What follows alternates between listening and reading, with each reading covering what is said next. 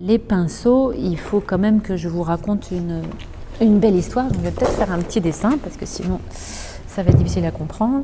C'est que quand j'ai étudié avec un tout petit pinceau chinois pendant tant d'années ces histoires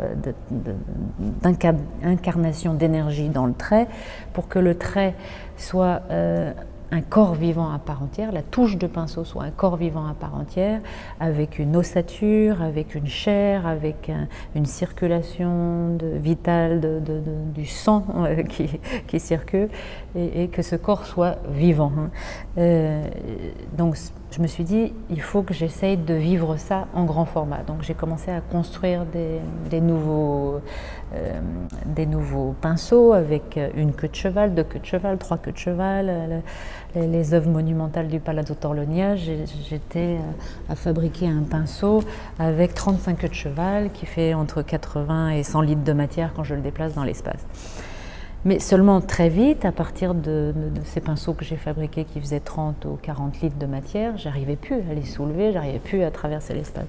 Donc avec mon ami architecte Denis Valode, on a construit un atelier en France, un atelier unique au monde, puisque c'est une sorte de mi-fabrique, mi-chapelle, autour du pinceau.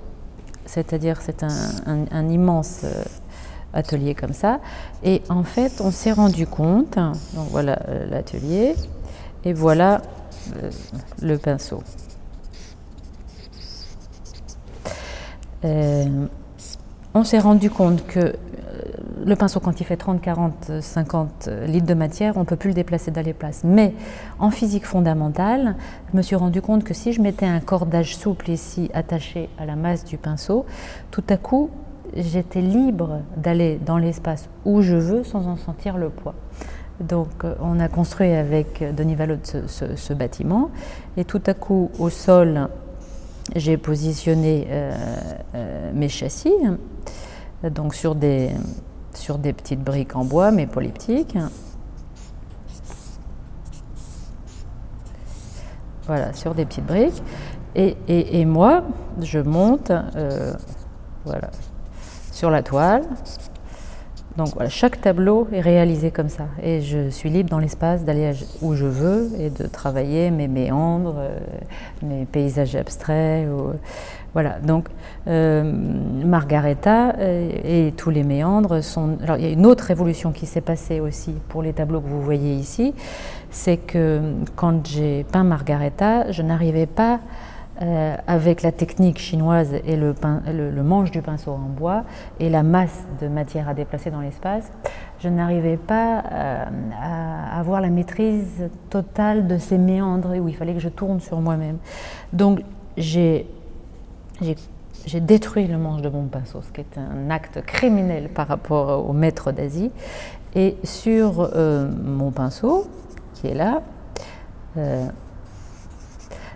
tout à coup, avec mon mari, on a greffé en fait un guidon de vélo. Et tenu toujours par le fil. Et là, tout à coup, grâce à ce guidon de vélo, ça paraît un peu fou comme histoire, mais tout à coup, le trait, le trait qui naît de ce pinceau a une troisième dimension. C'est-à-dire que comme là, je maîtrise complètement le trait dans l'espace, et vous verrez dans les tableaux des méandres que tout à coup, le trait a une troisième dimension. Donc j'étais très très heureuse de cette grande révolution et de ce changement d'outil, parce que tout à coup, ce trait de peinture n'est pas simplement un trait à 2 dimensions, mais un trait à 3 dimensions. Donc c'est l'arrivée de la troisième dimension dans le trait de pinceau. C'est quand même quelque chose d'important. Voilà. Donc effectivement, à chaque création de tableau, j'en suis à peut-être inventer un nouvel outil pour arriver à être au plus proche de la structure que je veux transmettre.